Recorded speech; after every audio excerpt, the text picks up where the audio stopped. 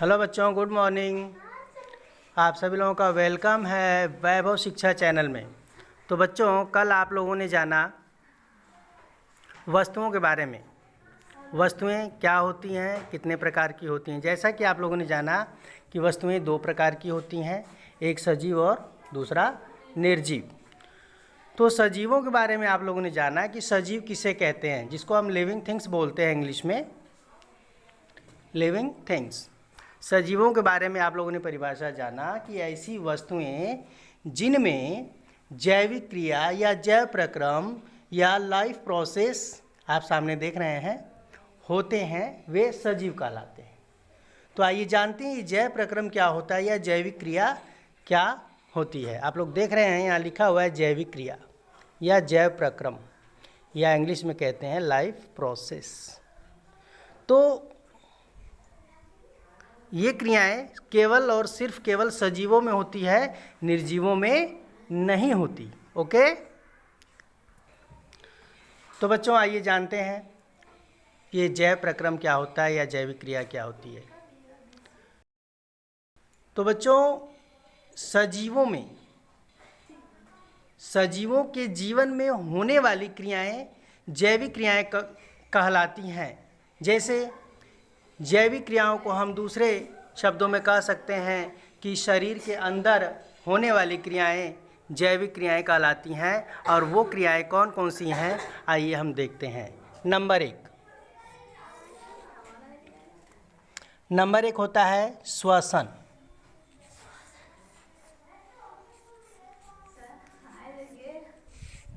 Number दो प्रजनन।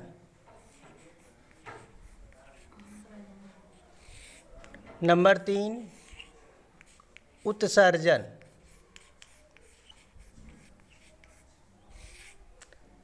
Number चार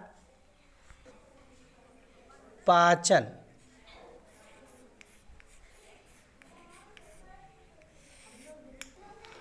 तो बच्चों, ये सब सारी क्रियाएं सजीव के अंदर होती हैं। श्वसन, प्रजनन, उत्सर्जन और पाचन। तो श्वसन को इंग्लिश में क्या कहते हैं? रेस्पायरेशन।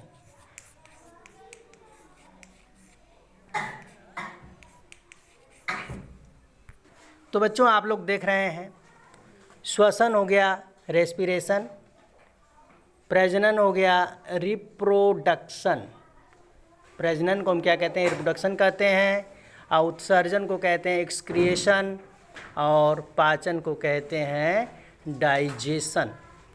तो बच्चों, अब क्रमशः हम सबके बारे में पढ़ेंगे।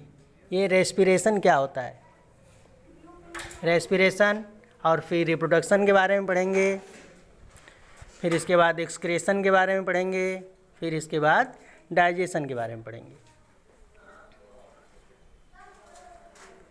हाँ, तो देखिए इधर हम सबसे पहले पढ़ेंगे अब किसके बारे में?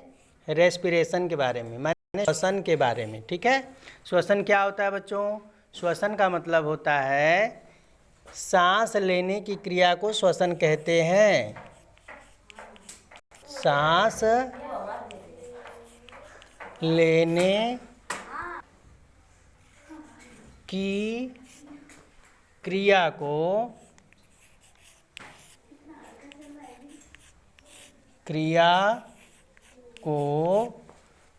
क्या कहते हैं?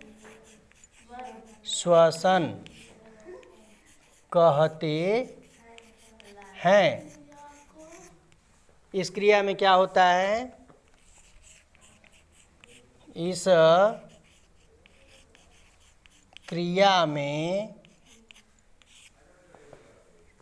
जंतु